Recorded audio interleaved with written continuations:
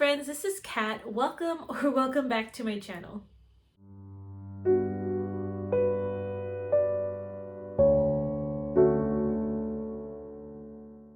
So this is going to be my last video for 2023, and I decided what better way to end the year than with my statistics of my reading this year. So I did end up looking for ideas, but I sat down and I took out my notebook and really did some reflection over just the year, and I wrote down just a recap of 2023.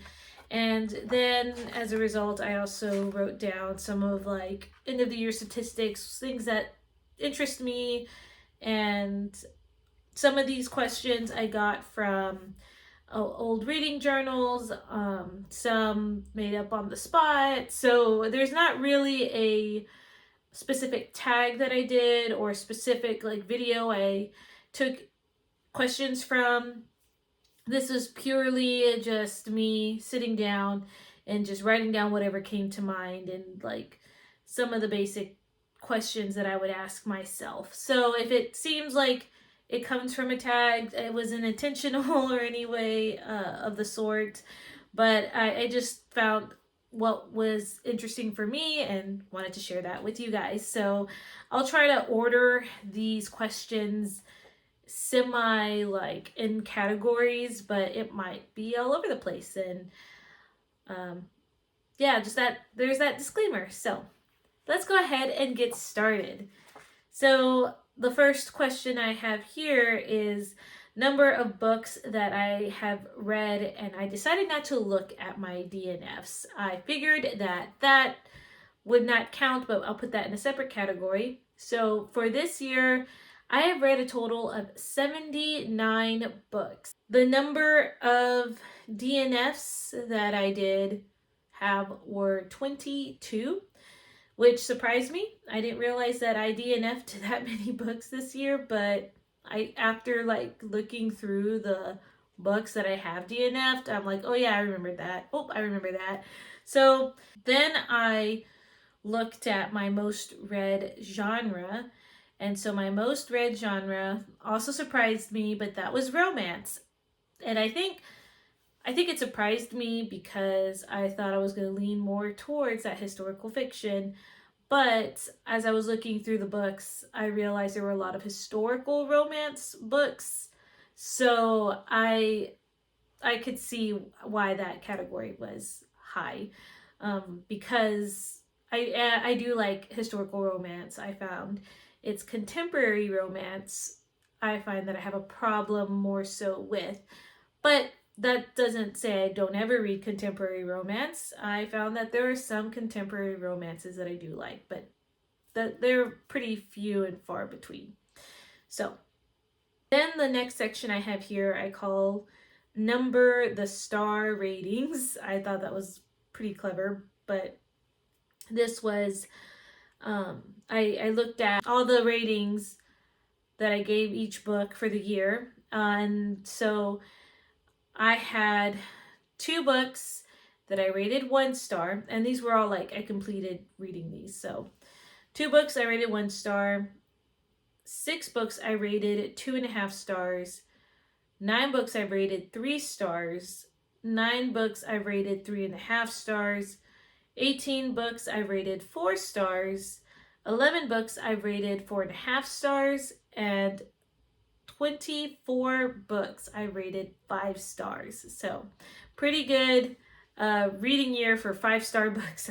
So overall, my average rating was 4.01, which, you know, it's still a great reading year. In addition to that, I did make some categories of certain books. So one category I made was least favorite book. So let's go ahead and talk about the least favorite book of the year, and this is not including any DNF books. I decided to go with one of the 1-star rating books, and the one that came to mind was Thief of Glory by Sigmund Bauer. This book I ranted a little bit in one of my videos for the Christie Award winning book series that I did.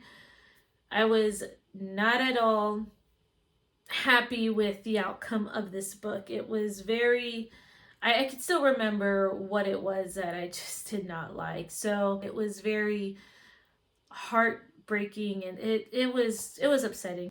Yeah. Anyway, I didn't like it. That's not the kind of books I like to read. It was very sad. It was I didn't feel uplifted, I guess. So that was my least favorite. In better news, my favorite book was hard to pick, but I decided I was going to go The Secret Keepers of Old Depot Grocery, and this is by Amanda Cox. That was really hard to pick my favorite because real close was Tessa F. Shar's book Bread of Angels, and I usually do my top 3, but Bread of Angels by Tessa F. Shar was my second favorite book of the year. And then my third favorite book of the year was Wistress by Nadine Brandeis. So those were really hard to put in an order, but by far Amanda Cox's book did win because I find myself still reflecting back to that storyline, and I just really enjoyed how well she put 3 generations, like that timeline of 3 generations of women and just how they all connected. Like, it's really hard to do that, to do it right, to where you as a reader you're invested in all 3, and to me I found myself I was. So my best nonfiction, because I have to put a best nonfiction in there, I would say is Keepers of the Treasure, and this is written by my pastor's wife, and she just has so much knowledge in there, and I enjoyed reading through the experiences and the wisdom, and I just loved rereading it. So my most surprise read. So when I thought of this one, I thought of my most surprise, like I didn't feel like I would enjoy it as much. So I'm giving this to Lori Benton and her book Burning Sky. Burning Sky was the first book that I read for my series of the Christie Award winner series that I did on my channel. And I've never read anything from Lori Benton. I was intrigued by the cover, but I was hesitant because I wasn't sure if this was something I was going to enjoy.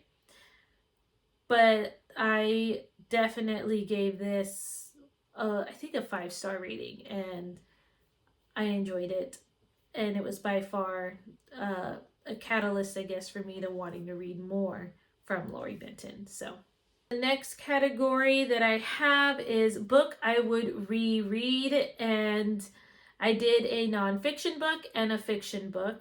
My pick for nonfiction that I would reread is Part of My World by Jodi Benson. She is the voice of the original Little Mermaid, and I loved hearing her audiobook. I loved hearing her voice, and I thought it was a great memoir.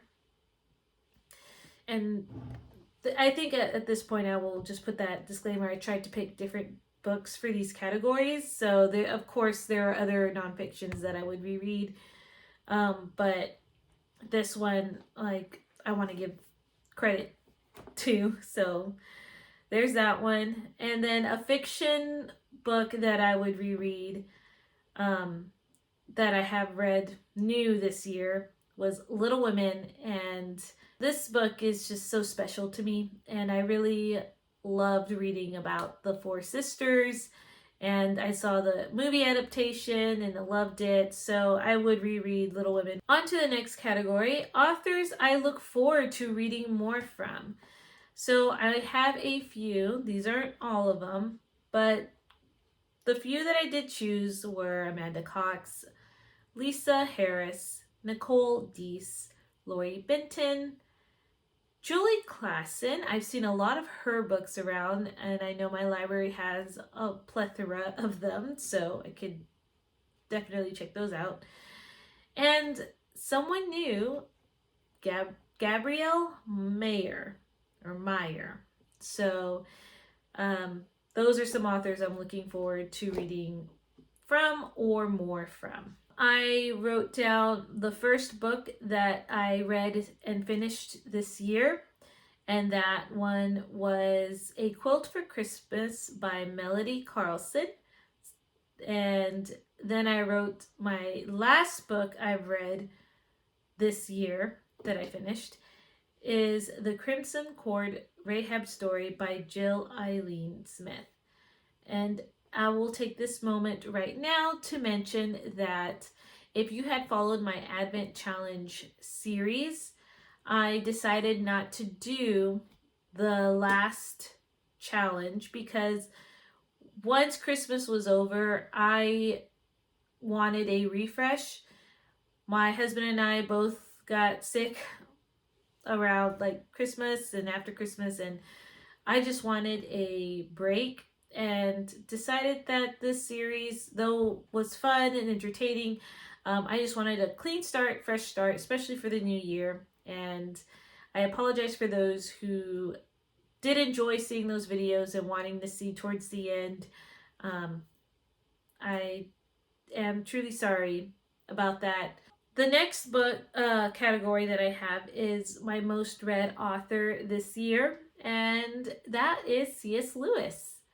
So I've read a lot of C.S. Lewis this year, which is funny because I'm starting the new year reading a C.S. Lewis book. Okay, so the longest physical book that I read this year was 528 pages, and that was Unbroken by Hillenbrand, I think is the last name. I think it's Laura Hillenbrand. And that, I think, was a nonfiction too. So yeah, I remember that book. I'm looking forward to watching the movie. Hopefully it's not like super graphic or gruesome. If it is, please let me know. But I hope that it's like, pretty clean. The shortest physical book that I read this year, I picked two because one was a comic, and that's Avatar: The Last Airbender, The Search. That's like volume, I guess you call it volume like 4. And then I had a novella that is Shadowed by Dani Petrie, and this is part of her Alaskan Courage series. And this was like the prequel to the first book. Speaking of series, I wrote down number of series that I started this year, and it was quite a bit, but it was 16 books like that were starting a series. Number of series that I completed. So when I say completed, it didn't necessarily mean like the series that I started this year and that I completed this year. It also means like if I started the series in 2022 or 2021, but I finally finished it this year.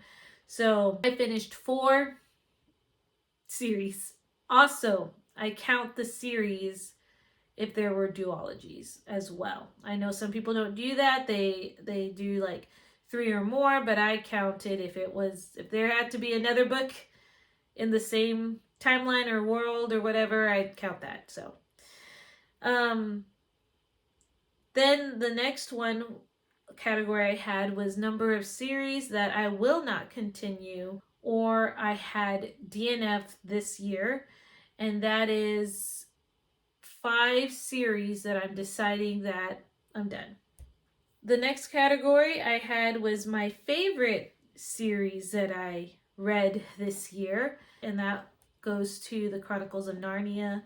Loved that series. I think I listened to all of it on audiobook, and that was fun. Some books were a little slower than most, but I'm just so happy that I got to read through the whole thing.